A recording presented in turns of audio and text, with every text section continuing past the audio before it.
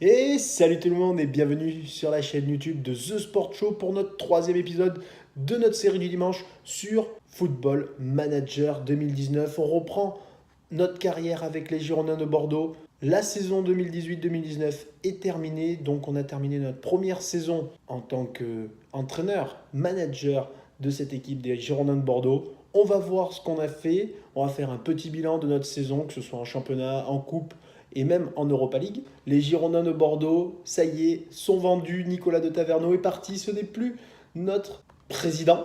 C'est plus à lui à qui on a affaire. C'est Alex Aranzabal. J'ai eu très peur au départ que nouveau dirigeant. Je me suis dit il allait faire venir du coup un entraîneur espagnol peut-être. Et pas du tout. Le premier choix qu'il a fait, c'est de me confirmer en tant que coach des Girondins de Bordeaux. Du coup, il nous a re-signé 2 ans.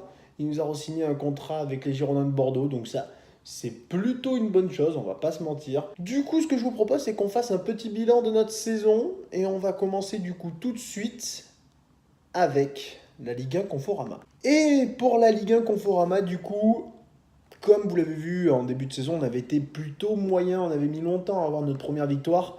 C'est vraiment ce qui nous a coûté cher sur la fin de saison. C'est vraiment dommage qu'on ait raté un peu notre début de saison. On a eu un gros temps fort. Allez, après, oui, une dizaine de matchs. Ouais, une dizaine de matchs. Et on a eu un gros temps fort en championnat, quand on a gagné 1-0 contre Reims, le 3-0 contre Nantes, le 4-1 contre Montpellier. La fin d'année 2018 est plutôt mitigée. Comme vous voyez, on n'a que 2 victoires sur 5 matchs en décembre. En novembre, aucune victoire en championnat. Et pourtant, c'était pas des grosses équipes. On a affronté Dijon, Caen. Voilà, mais après, on a perdu des points bêtement hein, contre Angers où on devait gagner. Mais malheureusement, on n'a pas été exceptionnel, ce qui nous a fait évidemment perdre des points. La défaite contre l'Olympique de Marseille, la victoire contre Amiens. Et par contre, regardez-moi ça. Regardez-moi cette année 2019. Cette année 2019, du vert partout, s'il vous plaît. Du vert partout. Quelques jaunes avec des matchs nuls. Strasbourg, Monaco, Rennes et Angers. Mais regardez-moi ça. Cette année 2019, monstrueuse. Il n'y a que le Paris Saint-Germain qui a réussi à nous battre en 2019 en championnat. Regardez comment on a terminé cette saison. Monstrueuse avec le mois d'avril où on prend un seul but en 4 matchs. Et du coup, malheureusement, on n'est pas en Ligue des Champions, mais on est quatrième, ce qui est une bonne chose parce que du coup, on n'a pas eu les tours préliminaires d'Europa League, ce qui va vraiment faire la différence parce que ça nous avait rajouté énormément de matchs. Rappelez-vous contre Luzerne, tout ça, toutes ces équipes, Vitesse et tout. Et on finit quand même à 71 points, 7 défaites seulement, 20 victoires. Quand je vous dis qu'il y a quelque chose à faire avec cette équipe, les 11 matchs nuls, malheureusement, ils nous font du mal. C'est notre début de saison qui nous fait du mal. Alors, je suis sûr qu'il y avait une place à aller prendre en Ligue des Champions. Je suis sûr qu'on pouvait aller chercher la place à l'Olympique de Marseille. Mais bon, l'Europa League, on prend quand même, surtout, comme vous allez voir, le parcours qu'on a fait en Europa League l'année dernière, qui est très encourageant. La preuve tout de suite. Alors, l'Europa League, du coup, comme vous le savez, comme je vous l'ai dit tout à l'heure, on a commencé très tôt. Du coup, on avait commencé en juillet, fin juillet, contre Sarpsborg, où on avait su gagner assez facilement, on va dire. On avait battu Luzerne 1-0 et 1-0 sur les 2 matchs. Le Vitesse, où ça s'était plutôt bien passé. On était tombé dans un groupe Krasnodar, Villarreal, Cork City. On a su se qualifier, notamment en gagnant nos 2 matchs contre Krasnodar, qui a franchement fait la différence. Et on est tombé, du coup, au premier tour, à élimination directe, contre l'Atalanta Bergame. Et là, j'ai eu très peur. Je me suis dit, ça peut faire mal. L'Atalanta, Alejandro Gomez et tous ces joueurs-là, ça peut faire très mal. Et au final, le match aller a fait toute la différence. Yann Caramo, le joueur prêté par l'Inter Milan, il nous a mis le petit doublé qui nous a fait gagner 2-0 chez nous. Et on a su faire un match nul en Italie. C'est là où ça se complique. En huitième de finale, on a fait match nul contre le Red Bull Leipzig. Match nul contre Leipzig en Allemagne avec Konrad Leimer qui a pris un carton rouge à la 87e minute de jeu. Ils ouvrent le score à la 75e. Zaidou Youssouf, qui a fait une énorme saison, égalise tout de suite après la 76e. Mais malheureusement, ils ont été meilleurs. Ils ont été meilleurs. Chez nous, ils ont été meilleurs. Malheureusement, on a tout essayé, mais la défense, voilà, Pablo a fait le pire match de sa vie. Et pour la Coupe de France, du coup, et malheureusement, ça s'est terminé en quart de finale face à Monaco avec un but de Golovin. Et on fait un bilan très rapide sur la Coupe de la Ligue qui s'est arrêtée très très vite avec le match nul contre 3. Et puis du coup, c'est allé directement au pénalty. Regardez un peu. 3-0 au penalty, comme ça, c'est réglé. Maintenant, ce que je vous propose tout de suite, c'est les transferts que j'ai faits sur la fin de saison 2018-2019. C'est parti. Alors, il s'est passé beaucoup de choses. Notamment au niveau des arrivées, on a fait des affaires monstrueuses. L'arrivée de Pelayo Moria du Sporting Riron pour 2 700 000 euros. Mais regardez-moi ça. Regardez-moi ce potentiel monstrueux. Excellente note pour l'équipe première, joueur star. Un potentiel énormissime. Et Antonio Marin, du coup, qui arrive pour 3,9 millions, évalué à 6 millions. Déjà, la plus-value, elle est assurée. Et voilà. Voilà quoi. Voilà quoi. Qu'est-ce que vous voulez dire d'autre? Niveau actuel, très bonne note en équipe première. Potentiel, joueur star. Voilà. Qu'est-ce que vous voulez dire d'autre? Monstrueux, 3 matchs cette saison, 2 buts. Tout est dit. Tout est dit, on peut rien dire d'autre. On termine avec la dernière arrivée de la saison 2019. Charlie Taylor en provenance de Burnley en Première Ligue. Voilà, il me fallait un défenseur gauche étant donné que Théo Pelnard est parti. Le seul défaut de Charlie Taylor, c'est qu'il vient de Première Ligue. Du coup, il a fallu mettre un salaire énormissime. Et si je ne me trompe pas, je crois que c'est le plus gros salaire du club. Mais bon, vous allez voir tout à l'heure que niveau budget, on n'est pas à plaindre grâce au nouveau président. Du coup, au niveau des départs, parce que forcément il fallait des départs, Théo Pelnard est parti pour 500 000 euros seulement à Strasbourg. Il était en fin de contrat, il fallait absolument le vendre. Pour notre saison 2019-2020, regardez ce budget, 10,87 millions. Mais du coup, on a pu faire des coûts énormissimes sur le marché des transferts. Et je vais vous le montrer tout de suite. Regardez-moi ça. On a du coup récupéré un nouvel avant-centre. Joel Pojampalo. Voilà. Me critiquez pas si je me trompe. Le jeune Finlandais du Bayer Leverkusen. Il y a tout pour plaire. 2 matchs cette saison en Ligue 1, un but pour l'instant. Rien à signaler. Et puis surtout, arrivé pour 2,5 millions. Il est arrivé pour 2,5 millions, évalué déjà à 7,25 millions. Je compte beaucoup sur lui. Jonas David, forcément. Il est prêt avec option d'achat. On a évidemment levé l'option d'achat. Voilà. Juste avant de vous montrer les stats, le potentiel. Voilà. Joueur star, évidemment. Monstrueux, Jonas David, qui a fait une saison énorme la saison dernière avec nous. Voilà. 27 matchs au total. 4 buts. Non, 5 buts au total, parce qu'il y a un but en Europa League. 3 passes décisives, 2 fois homme du match, 0 carton rouge, parfait. Mon milieu de terrain, parfait. Il s'est joué milieu récupérateur, milieu box-to-box. Il me plaît, je l'adore. Et du coup, bienvenue chez nous, Jonas David. 19 ans, prépare l'avenir. Et attention, là, mes plus gros transferts, ils sont là.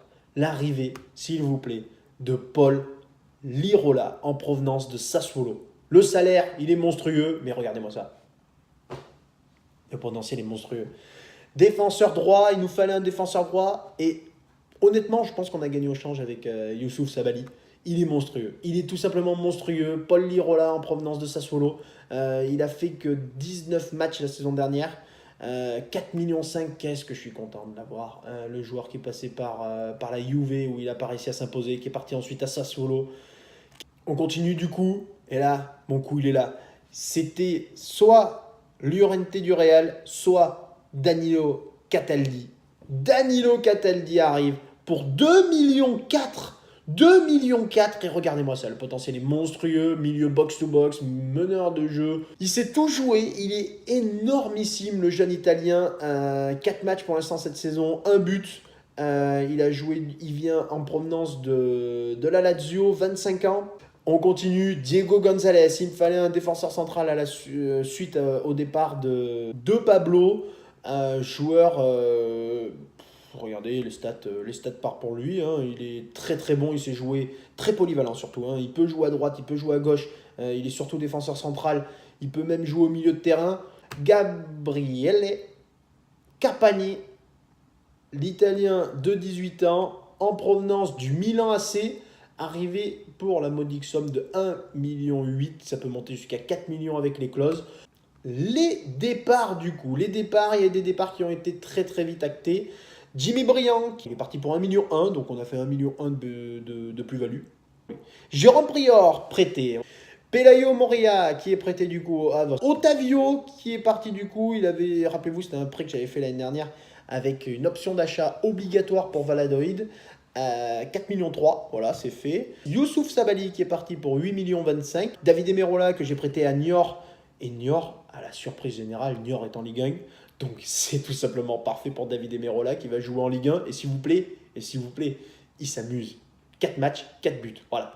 Il s'amuse en Ligue 1. Je vous avais prévenu que c'était ma pépite. Je vous l'avais dit, je ne vous ai pas menti. 4 matchs, 4 buts à Niort. Impeccable. Franchement, impeccable. Je lui souhaite de faire une saison énorme avec Niort. Dominique Livakovic, du coup, qui est parti prépayant. Il n'y a pas d'option d'achat, rassurez-vous, il est parti au Shakhtar, donc il va jouer la Ligue des Champions, ce qui est plutôt pas mal. Et du coup, comme vous pouvez le voir, j'ai commencé la saison 2019-2020 sans vous. Ne me fâchez pas. On a commencé du coup avec des matchs amicaux. J'ai eu très peur sur le premier match amical, mais j'aurais pas dû parce qu'on était en pleine préparation physique. On a gagné tous nos matchs amicaux sauf le premier où on a fait match nul. Avec surtout à noter la belle victoire face au Red Bull de Salzbourg 3-1. On a commencé la saison sur la pelouse de Guingamp où on s'est fait très très très peur. On était mené 2-0. Mais quand je vous dis que cette équipe est une équipe de réaction, ça marche pas que pour la saison dernière, ça marche pour cette saison. François Camano qui réduit le score, Alexandre Mendy qui va de son but et Lucas Lerager qui donne la victoire. On a reçu Nice et ils ont été reçus correctement car ils ont pris le tarif. Ils ont pris 3-1 avec un doublé de Younous Sankharé qui fait un match énormissime. Antonio Marine qui marque son premier but pour les Girondins de Bordeaux. On est allé à Reims où on a fait le strict minimum avec Antonio Marine qui a marqué son deuxième but de la saison. La victoire 2-0 contre Dijon avec le premier but de Joël Podjampalo. Voilà l'équipe de préparer pour ce match. Gagic titulaire, Paul Lirola qui n'est pas encore remis de sa blessure. Jules Koundé, Jovanovic et Punji, évidemment Benoît Costil dans les buts. Younous Sankharé, Lucas Lerager et Cataldi au milieu de terrain, c'est très très solide. Samuel Kalou à droite, François Camano à gauche et Joël Podjampalo devant. On y croit, messieurs. Et du coup, de son côté, l'Olympique de Marseille nous a préparé une petite équipe bien sympa, qui a bien changé d'ailleurs. Et du coup, c'est parti entre l'Olympique de Marseille et les Girondins de Bordeaux. Samuel Kalou sur le côté gauche. Strootman qui tacle. Là. On commence. Allez, Cataldi. Et pourquoi pas Podjampalo. Ça va être contré. Oh, quel dommage. Et le coup franc pour Enis Bardi. Benoît Costil qui repousse. Et Gagic qui est obligé de dégager. À Luis Gustavo. Kalitakar. Ils l'ont pas vu là-bas. Et depuis tout à l'heure, il est tout seul, Bardi. Il est beaucoup trop tout seul. Bardi, ça va être contré. Vargas. Konoplyanka. Non, il y a hors-jeu. Oh, il y a hors-jeu de Vargas. J'ai eu très peur. C'est juste avant la mi-temps. Et si on faisait le hold-up du siècle Camano. Oui, Podjampalo. Oh mon Dieu. J'ai trop cru à la seconde frappe. Oh, ça va être la mi-temps. Et Podjampalo, il en a eu une. Enfin, il en a eu deux. Une contrée et une bien arrêtée par Steve Mandanda. Ah, quel dommage. Par contre, là, non. Là, les gars, votre match, non, je ne peux pas me satisfaire du spectacle auquel je viens d'assister. C'est beaucoup trop simple ce qu'ils font. C'est beaucoup trop simple.